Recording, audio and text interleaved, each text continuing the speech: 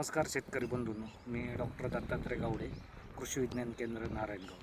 आपण आंबा बाग सिरीज जी चालू केलेली आहे त्याच्यामध्ये आपण आज आंबा बागेमध्ये किंवा आंबा मोहरावर येणारा भुरी रोग आहे ह्याच्यावर आपण आज माहिती बघणार आहोत. तर तत्पूर्वी शेतकरी बंधूंनो, आपण ह्या आंबा बाग सल्ला किंवा आंबा बागाची माहिती, मग त्याच्यामध्ये मोहर असू किंवा बाकीचे संरक्षणाविषयी आंब्याच्या आपण सर्व माहिती बघणार आहोत.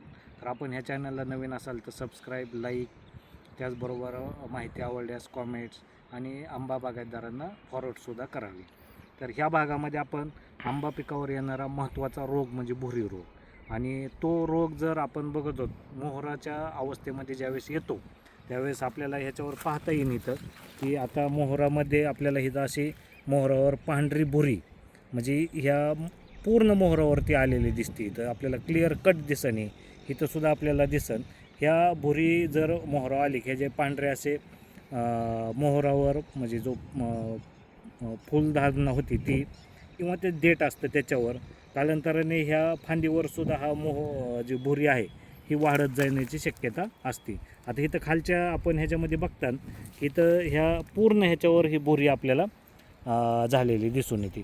आणि ज्यावेळेस असं ढगाळ वातावरण त्याचबरोबर धुकं किंवा दमट वातावरण ज्यावेळेस तयार होतं त्यावेळेस आपल्याला ह्या भुरी रोगाचा प्रादुर्भाव जास्त झालेला दिसून येतो. आणि त्याच्यामुळं आंब्याला जो मोहर आलेला आहे हा आपल्याला पूर्णपणे गळलेला दिसून येतो.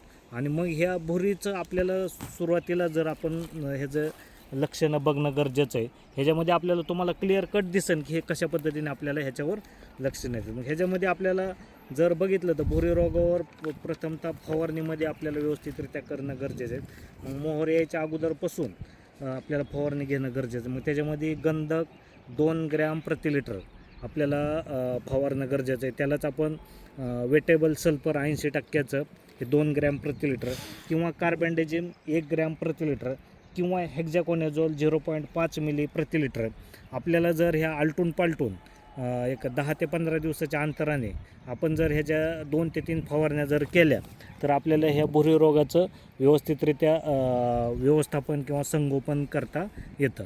शेतकरी बंधूंनी एक प्रथमतः लक्षात घेणं गरजेचं आहे की हे आपल्याला सुरुवातीच्या अवस्थेतच जर भुरी आपल्याला ह्याच्यावर दिसला तर आपल्याला लगेच ह्याचं व्यवस्थापन करणं गरजेचं आहे. आणि मी जे काही तुम्हाला बुरशीनाशकं सांगितले आहेत त्या बुरशीनाशकाचाच वापर करून आपल्याला जर ह्या भुरी रोगाचं व्यवस्थापन जर व्यवस्थितरित्या जर केलं तर व्यवस्थापन आपल्याला व्यवस्थितरित्या करता येतं आणि शेतकरी बंधूंना ह्या भुरी रोगापासून आपल्याला मोहराचं संरक्षण चांगल्या पद्धतीने करता येतं. धन्यवाद.